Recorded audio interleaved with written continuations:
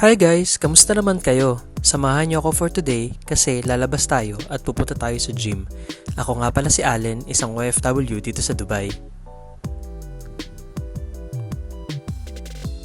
Dito nga pala ako nag-gym sa Gymnation na malapit dito sa bahay, sa Gymnation downtown. Kung makikita niyo, buti na lang, wala pa masyadong tao at kokonti pa. Ang workout ko nga pala today is chest and shoulders. Tara, samahan niyo ako. Grabe, sobrang rare ng ganitong moment sa gym.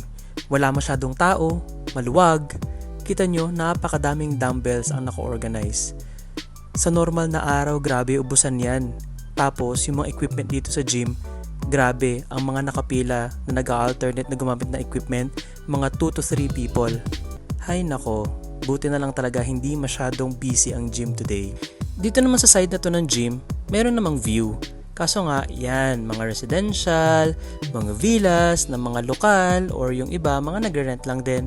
And then after an hour of working out, pauwi na ako.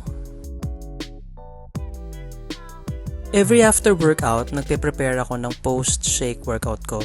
So ito yung ingredients, meron akong almond milk, meron akong peanut butter, meron isang banana, at meron ding honey. So yan, shake ko lang sila for my post-workout shake. Tapos nandito si Chona, nagpe-prepare siya ng pang sopas kasi gusto niya daw mag-sopas. So yun ang merienda namin later. At dahil hindi naman kami ganun kabisi, kaming apat, nag-aayan kami lumabas. Mag-grocery lang daw muna para sa stocks ng food namin sa mga susunod na araw. At pagdating namin ng grocery, dito kaagad kami pumunta sa pork section. May mga hotdog, different kinds ng mga cut of meat. Pero ang kauna-unahan kong kinuha, syempre, ang favorite ko, ang red tender juicy hotdog. Iba kasi talaga ang lasa niya eh. Ewan ko ba, kayo ba guys? Favorite nyo din ba yung ganyan na hotdog? Anyway, nag-explore pa rin ako dito sa pork section. May mga ham, tocino, pero kumuha nga rin pala ako ng giniling kasi nag-crave daw yung mga kasama ko sa bahay ng upo na may giniling. Kaya lagay na lang natin siya sa cart, tapos yan, makikita nyo meron kaming maling. Paglabas mo naman ng pork section, nandyan naman ang fish section.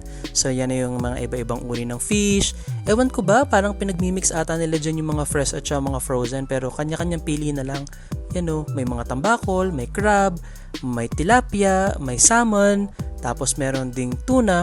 Pero syempre, ang kinuha namin dyan, yung favorite namin at yung mumurahin, yung 1 kilo ng tilapia for 15 dirhams. Tapos sa kabilang side naman ng supermarket, meron din mga lutong pagkain, may mga gulay, may mga menudo, yan o, may daing, merong pansit, meron ding chicken barbecue, tapos yan o, meron ding fried isaw.